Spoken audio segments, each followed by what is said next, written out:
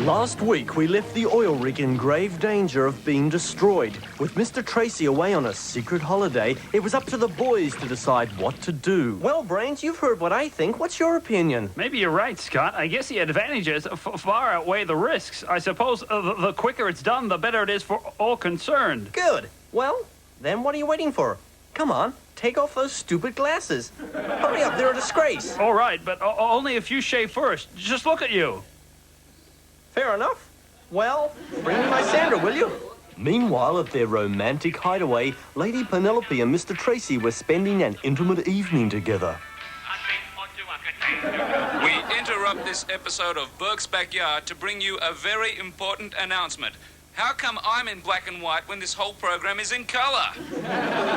Was it really necessary, milady? Of course it was, Parker. He was becoming far too frisky. If I hadn't have cut his strings off, he would have been all over me like a rash. Thank God he's asleep now. Well, I think it's cruel.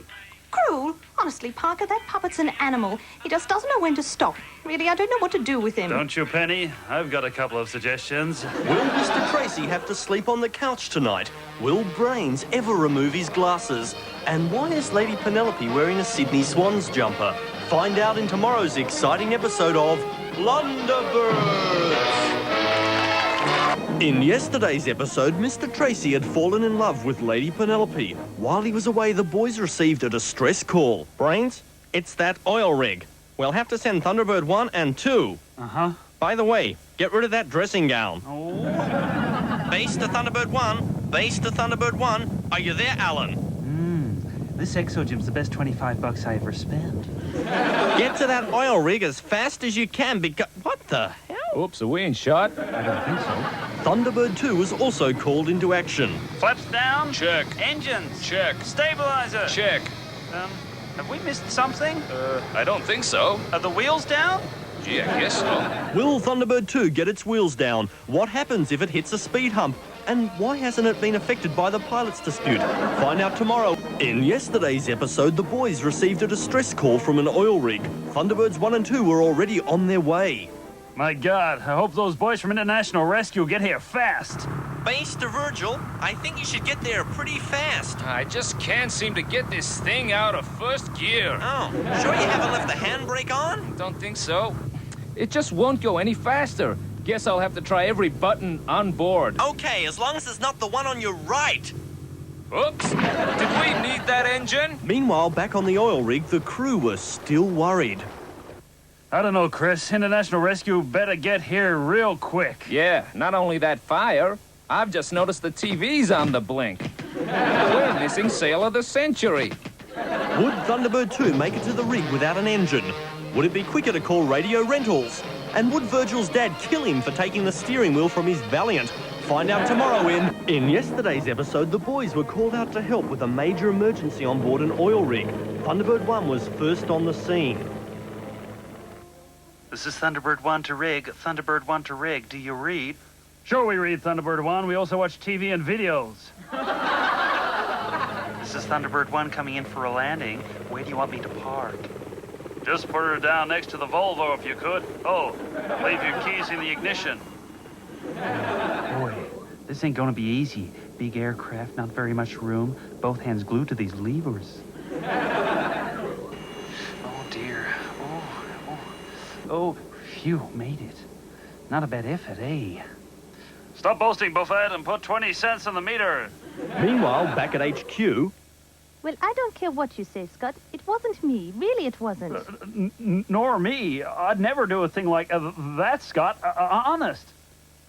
Look, I'm not saying it was either of you, but someone's put sugar in my Ovaltine. Who had been tampering with Scott's coffee mug? Would Alan get a parking ticket? And how did Yoko Ono get a part in this show?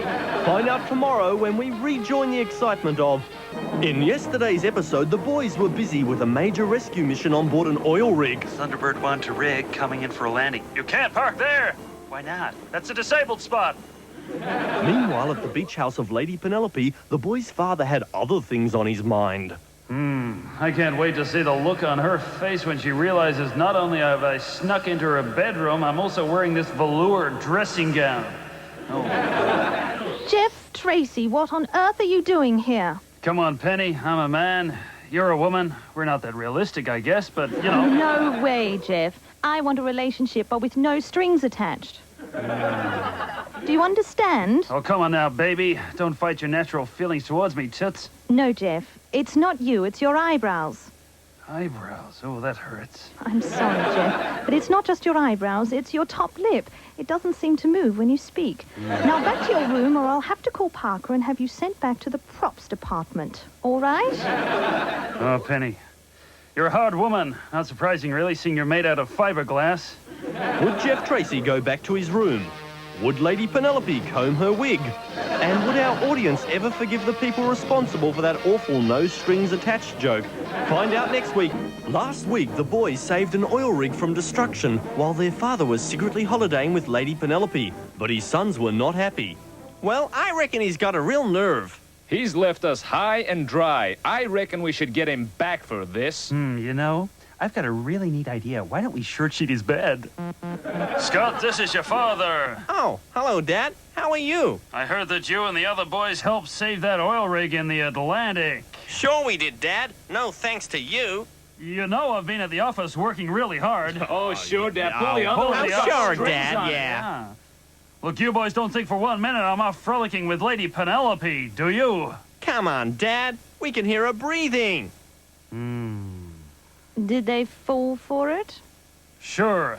Well, not really. Look, Penny, I've got a confession to make.